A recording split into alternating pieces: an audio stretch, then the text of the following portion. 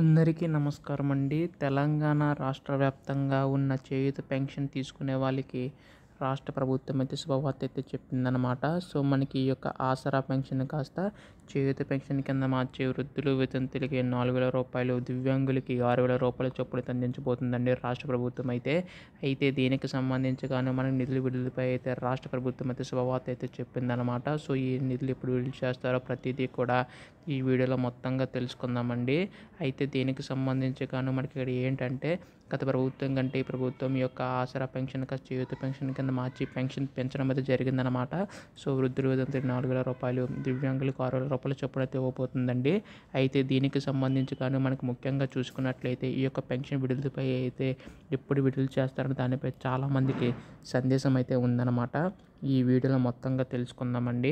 అంతకంటే ముందు కొత్తగా ఎవరైనా మన ఛానల్ని చూసినట్లయితే దయచేసి వెంటనే ఛానల్ అయితే సబ్స్క్రైబ్ చేసుకోండి. నేను పెట్టే ప్రతి లేటెస్ట్ అప్డేట్ కూడా మీకైతే ముందుగా తెలుస్తుంది. ఇంకా ఆలస్యం చేయకుండా వీడియోలోకి అయితే వెళ్ళిపోదాం. సో ముందుగా ఇక్కడ చూసుకున్నట్లయితే మీకు ఎన్నికల హామీ ఇచ్చిన విషయం అందరికీ తెలిసిందే. అయితే మీకు ముందుగా చెప్పినట్లుగానే ఈ యొక్క 4,000 రూపాయలు అలాగే 6,000 రూపాయల చొప్పున అయితే అందించబోతుంది అనమాట. ఇది వృద్ధుల, వితంతులకి, ఇది దివ్యాంగులకి. సో మొత్తంగా మనకి దీనికి సంబంధించి 22,000 కోట్లు అవసరమయ్యే అవకాశం ఉందని చెప్పి రాష్ట్ర ప్రభుత్వం అంచనా అయితే వేస్తుందండి. సో ఏటా మనకి 22,000 కోట్లు అయితే అవసరం అవుతాయని చెప్పి అంచనా అయితే వేసింది. కాబట్టి మనకి దీనిపై కూడా ఆలోచిస్తున్నట్టు తెలుస్తుందండి ఈ యొక్క ఆసరా పెన్షన్ సంబంధించి. సో మీరు ఇక్కడ చూసుకున్నట్లయితే వచ్చే నెల 7వ తేదీ నాటికి కాంగ్రెస్ ప్రభుత్వం పాలనకు ఏడాది పూర్తి కానుందన్నమాట.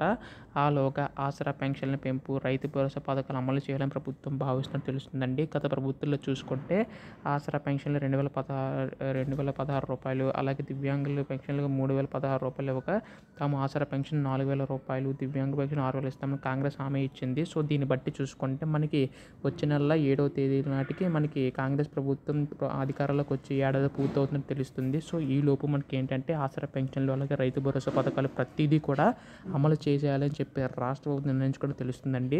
సో దీనిపై కూడా రాష్ట్ర ప్రభుత్వం ముందడుగు అయితే వేస్తుంది. దీనిపై కూడా మన త్వరలో అధికార ప్రకటన అయితే రానుందన్నమాట. ఇప్పుడు విడుదల చేస్తున్న ప్రతిదీ కూడా సో మీకు ప్రూఫ్తో సహా చూపించాను. ప్రతిదీ కూడా మాట్లాడితే ప్రూఫ్తో కాబట్టి సో ఖచ్చితంగా ఏంటంటే ఇటువంటి అప్డేట్స్ అన్నీ కూడా ఎప్పుడు అధికార ప్రకటన వచ్చినా మీరు ముందుగా తెలుసుకోవాలనుకుంటే దయచేసి వెంటనే ఛానల్ని అయితే సబ్స్క్రైబ్ చేసుకోండి. దాని తర్వాత నేను పెట్టే ప్రతి లేటెస్ట్ అప్డేట్ కూడా మీకైతే ముందుగా తెలుస్తుంది.